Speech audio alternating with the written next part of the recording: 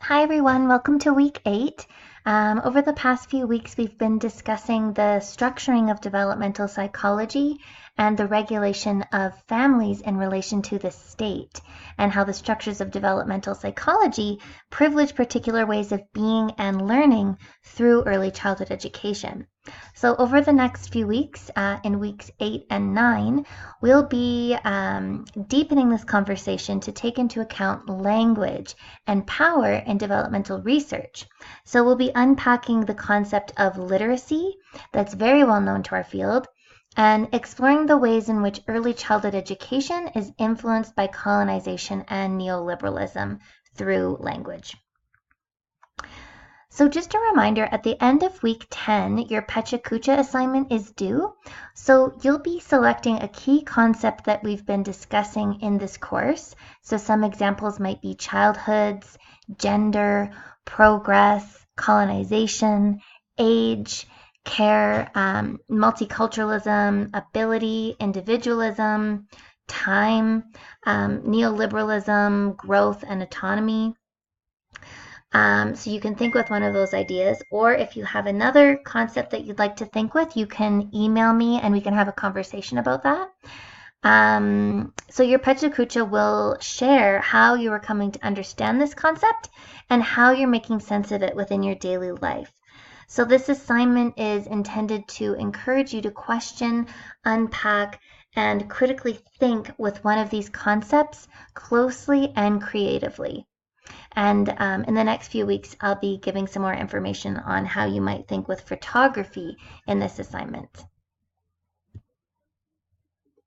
So this week we'll be reading Leanne Simpson's article, Land as Pedagogy, Anishinaabeg Intelligence and Rebellious Transformation.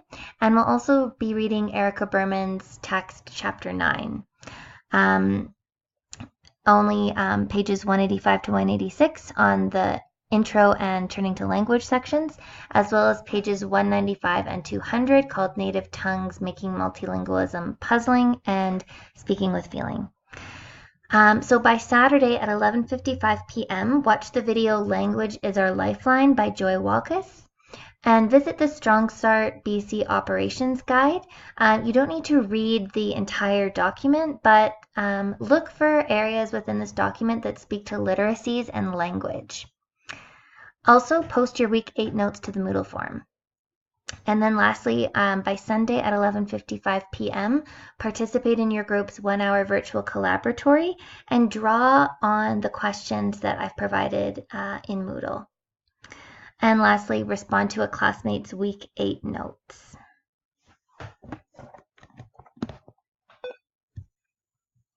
So some questions to frame your virtual collaboratories this week are, how is language more than a communicative tool?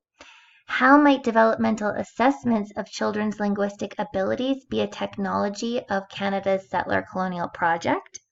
And lastly, drawing on content from Leanne Simpson's article and the Sisters Rising film that we watched last week, discuss the concept of consent as it relates to power, knowledge, and education.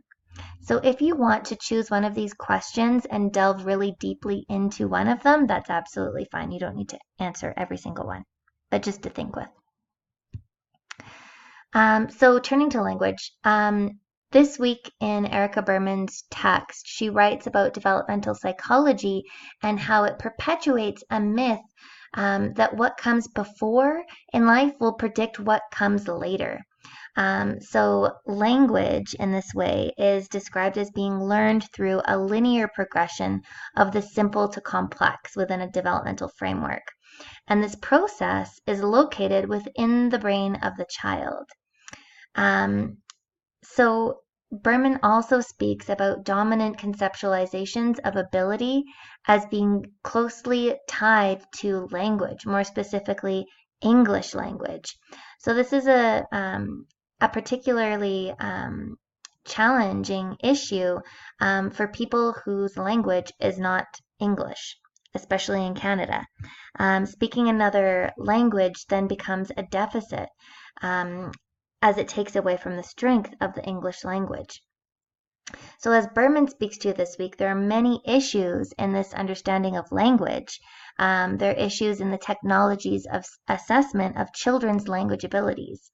And as Law writes, methods produce realities. So if we consider this in the realm of language and language acquisition, the instruments and methods of the school which measure a child's linguistic ability are structured then by a Eurocentric cultural assumption, where multiple ways of knowing are assimilated into the same.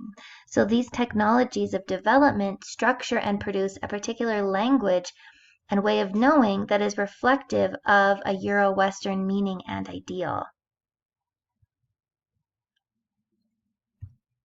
So in this way, we can think about language as not only communicative, but how language creates worlds.